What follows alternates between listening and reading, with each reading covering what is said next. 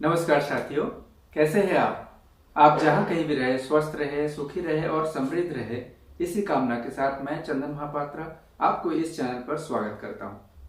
आज आप देखने वाले हैं महाभारत एपिसोड 9 के सेकंड पार्ट। तो चलिए शुरू करते हैं। मैं समाज का ऋणी हो गया।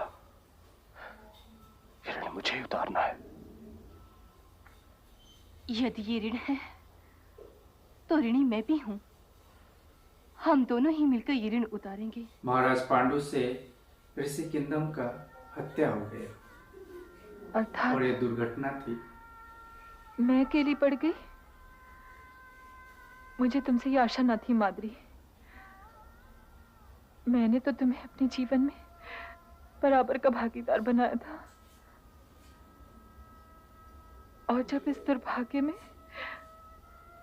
भागीदारी का समय आया तो तुम दोनों ने मुझे अलग कर दिया।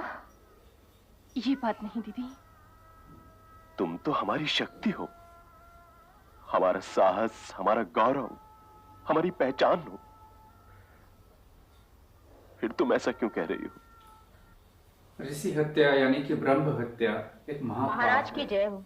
महाराज पांडव वन विहार से लौटने के बाद सीधे इधर ही आ रहे हैं। और इसलिए वे प्रायश्चित की बात उनका कर रहे वन हैं। विहार तो बहुत जल्दी समाप्त हो गया, परंतु वो दादी माँ के पास जाने की जगह सीधा मेरे पास क्यों आ रहे? क्या उन्हें संदेह है गांधारी कि मैं उनका ये राजमुकुट नहीं लौटाऊंगा? आप ऐसा क्यों सोचते हैं आर्यपुत्र? राजा का पहला कर्तव्य राज्य की ओर होता है, इसलिए वो सीधे आपके बिल्कुल पास आ रहे हैं। सही बात है। बाहें फैलाकर उनका स्वागत कीजिए आर्यपुत्र। ऐसा ही होना चाहिए। हाँ। पत्नी का विचार ऐसा ही होना चाहिए। स्वागत तो करना ही पड़ेगा। स्वागत भी करूंगा और आशीर्वाद भी दूंगा। और इसी दुर्घटना का समाचार देने पांडु हस्तिनापुर आ गए और सीधे अपने भ्राताश्री धृतराष्ट्र के प्रिय पास, पांडु, क्योंकि धृतराष्ट्र अभी राजा है, हस्तिनापुर सम्राट है। तुम्हारा वन विहार कैसा रहा अनुज? बड़ा अनर्थ हो गया भ्राताश्री। क्या हुआ? मेरे हाथों ऋषि किंदम की हत्या हो गई। हत्या या दुर्घटना अनुज? हत्या तो तुम कर नहीं सकते और दुर्घटना पे तुम्हारा वश नहीं। इस प्रकार के सभी प्रश्नों का उत्तर तो केवल विदुर ही के पास है। प्रिय पांडु, इस राज मुकुट को पहनो और राजसभा में चलकर विदुर से यह प्रश्न करो, वहीं ताजश्री भी होंगे। ये कोई प्रश्न ही नहीं, तो उत्तर कैसा आर्यपुत्र? प्रश्न तो यह है गांधारी, अवश्य। विदुर जी नीति ज्ञान में निपुण है। लो अनुज, इसीलिए धृतराष्ट्र का कहना है कि इसे पहले। विदुर जी ही कहेंगे। इन सब प्रश्नों का उत्तर तो राजसभा में ही मिलेगा। चले। आखिर ये इस पाप का क्या दंड होना चाहिए? चाहे भले ही वो एक्सीडेंटली हो, दुर्घटना हो। आप कुछ भी कहिए, परंतु मृत्यु तो हुई है, और वो भी पांडु महाराज के बाण से। मृत्यु तो है, परंतु हत्या नहीं। पांडु ने जानबूझकर तो कुछ नहीं किया है, इसलिए यह पाप नहीं है। यदि यह पाप नहीं है तो फिर दंड क्यों? मेरे विचार में तो यह केवल एक दुर्घटना है। दुर्घटना थी, इसीलिए तो प्रायश्चित आवश्यक है। यदि हत्या होती तो इस देश की न्याय के अनुसार इन्हें अपने आप को मृत्यु दंड देना पड़ता। मैं विदुर से सहमत हूं। मैं हस्तिनापुर नरेश होने के नाते अपने आप को यह दंड देता हूं कि इस पाप का प्रायश्चित करने के लिए मैं वनवास ले लूं, और ऐसा करके प्रजा के सामने एक आदर्श रखूं, एक दृष्टांत बनूं। इस दुर्घटना के साक्षी केवल आप ही थे महाराज। यदि आप चाहते तो इस दुर्घटना को छिपा भी सकते थे, पर आपने ऐसा नहीं किया, क्योंकि आप ही न्याय हैं और आप ही न्यायाधीश। यदि राजा न्याय का आदर नहीं करेगा तो प्रजा कभी उसका आदर नहीं करेगी। इसलिए कुरु इतिहास सदा आपके इस निर्णय पर गौरव करता रहेगा महाराज।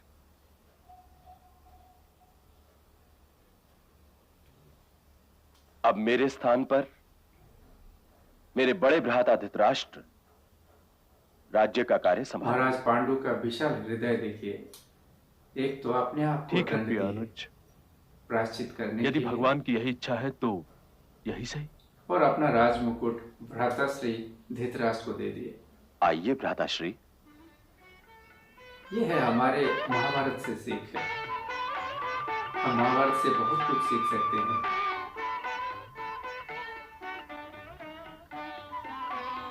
जैसे राज्य सुख महाराज पांडु के लिए तुच्छ है। भ्राताश्री, आप मेरे पिता समान हैं। मैं राज्य का भार आपको सौंपता हूं। तातश्री,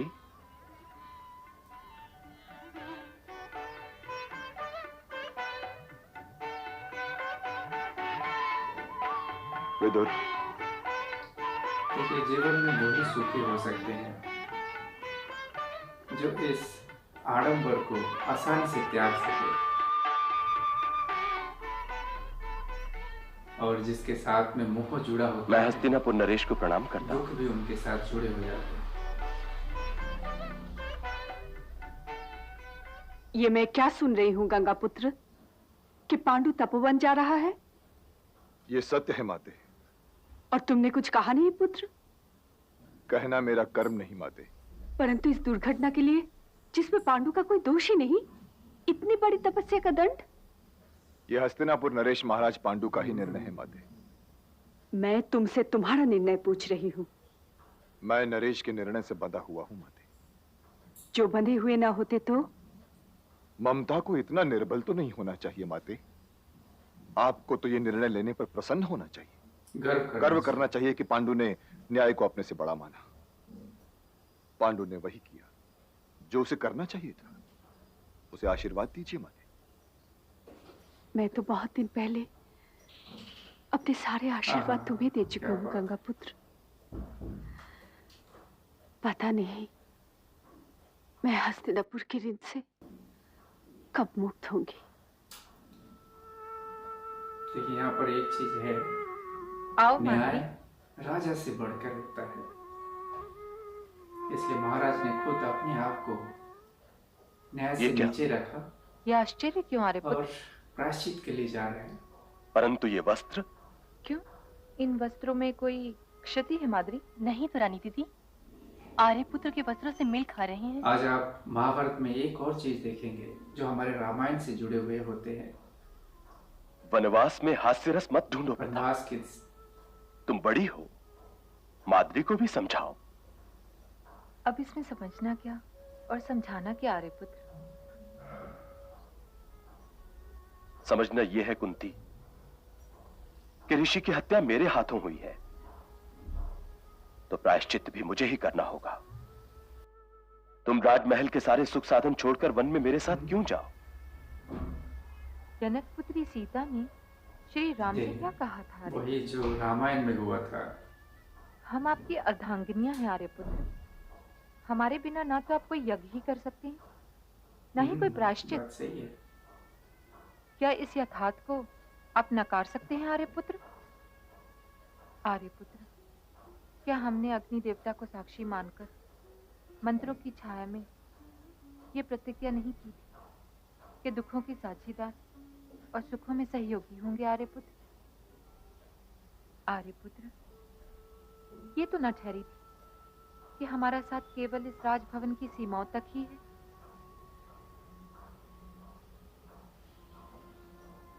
आर्यपुत्र, हम तो आपके साथ ही चलेंगे। हमारे बिना आप अधूरे हैं आर्यपुत्र। एकदम। प्रायश्चित के लिए आपका संपूर्ण होना आवश्यक है।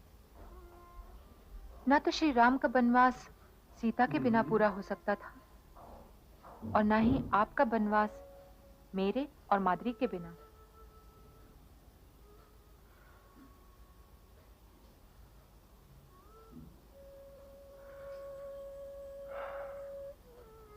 ठीक है। ठीक है। अब पांडु भी राजी हो गए।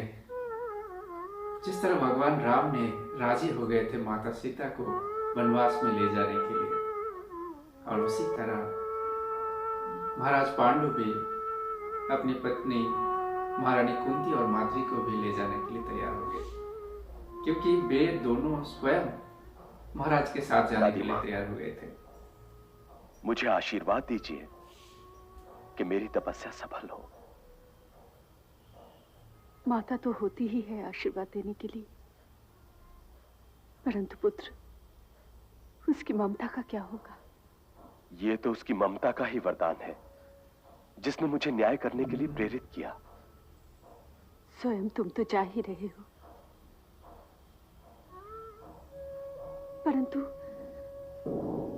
परंतु इन दोनों को क्यों साथ ले जा रहे हो?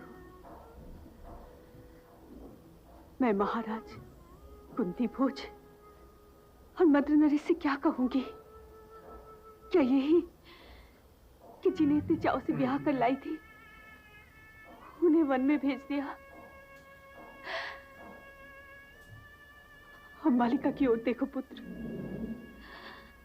विधवा मां बेटी से बिछड़ के कैसे जिएगी? जैसे मां से और आपसे बिछड़कर मैं जीऊंगा दादी मां। ठीक है, जाओ पुत्र। आज जैसे पीर दिखलाकर जा रहे हो, भगवान करे एक दिन अपना मुंह भी दिखलाना। दादी मां, माता,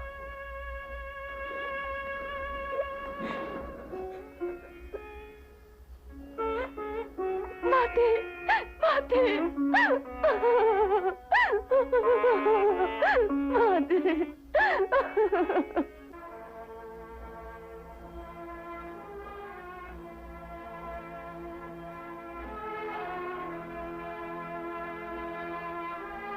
महाराज पांडु महारानी कुंती और माद्री के साथ हस्तिनापुर की अंतिम विदाई देकर वन की ओर प्रस्थान कर रहे हैं, तपोवन की ओर। उनके ऊपर जो हत्या का जो पाप लगा है, ब्रह्म हत्या का जो पाप लगा है, उनका प्रायश्चित करने। आखिरकार ये कितने बड़े आखिरकार कितना बड़ा दंड उन्होंने अपने ऊपर लिया, क्योंकि उन्होंने महाराज की जय हो। न्याय को अपने आप हमें छोड़कर मत जाइए महाराज। महाराज से हम आपको ऊपर जाने नहीं देंगे।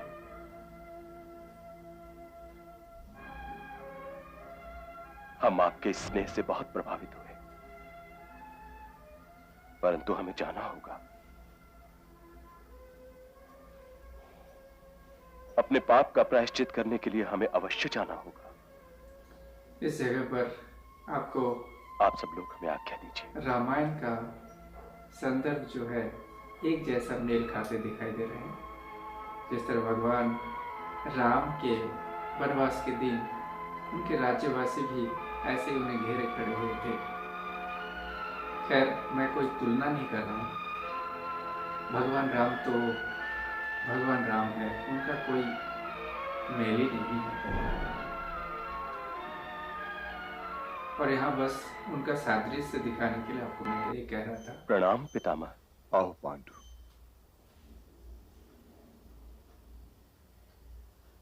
आखिर इस रथ की क्या आवश्यकता थी? आवश्यकता थी, तुम्हारे लिए भले ही नहीं, मैं ये रथ माद्री और कुंती के लिए ले आया हूं। ये उन्हें वन तक छोड़कर आएगा। देखिए, रामायण और महाभारत दोनों हमारे धर्म ग्रंथ है और दोनों एक से बढ़कर एक है। दोनों से ही हम सीख सकते हैं, इसलिए इन दोनों का कोई मेल नहीं।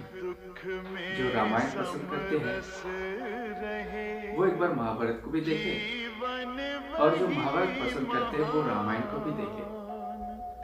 दोनों से अपना जीवन का सीख ढूंढ निकालें। दोनों से कुछ ना कुछ जरूर मिलेंगे जो आप जीवन में उतार सकते हैं, जो हम जीवन में उतार सकते हैं।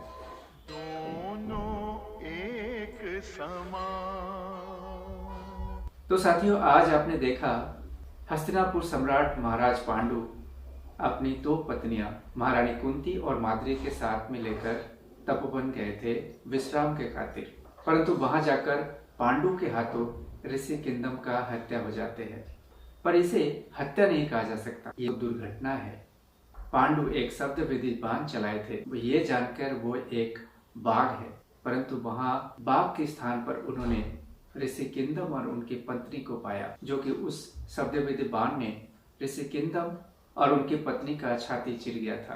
तब ऋषिकिंदम ने उसी वक्त एक भयानक श्राप दिया था महाराज पांडु को कि उन्होंने ध्वनि को ध्वनि से अलग नहीं कर पाए, इसलिए उन्हें इस शब्द विधि बाण चलाने का कोई अधिकार नहीं। उन्होंने अपने अधिकारों का उल्लंघन किया है, इसलिए वे उन्हें श्राप दिया कि जब वे अपने पत्नी के साथ संबंध करेंगे उसी समय उनका अंतिम समय होगा, यानी कि वो अपना पुत्र उत्पन्न नहीं कर पाएंगे। महाराज पांडु इसी संदेश लेकर, इसी दुस्संवाद लेकर हस्तिनापुर पहुंचे, सीधे धृतराष्ट्र के पास पहुंचे और वहां धृतराष्ट्र ने बताया कि ये सारे सवाल विदुर के पास राजसभा में होगा।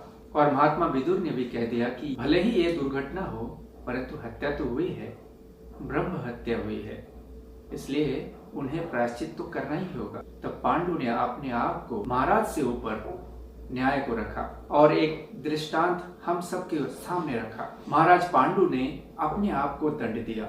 महाराज पांडु ने राज सिंहासन को त्याग कर तपोवन का मार्ग को चुना प्रायश्चित करने के लिए, और तभी उनके साथ में महारानी कुंती और माद्री भी तैयार हो गए तपोवन जाने के लिए। परंतु महाराज उन्हें कैसे ले सकते हैं? उन्हें राज सुख से वंचित करके दोनों पत्नी को कैसे ले जा सकते हैं? तभी महारानी कुंती ने भगवान श्री राम और सीता का वनवास का उदाहरण दिया।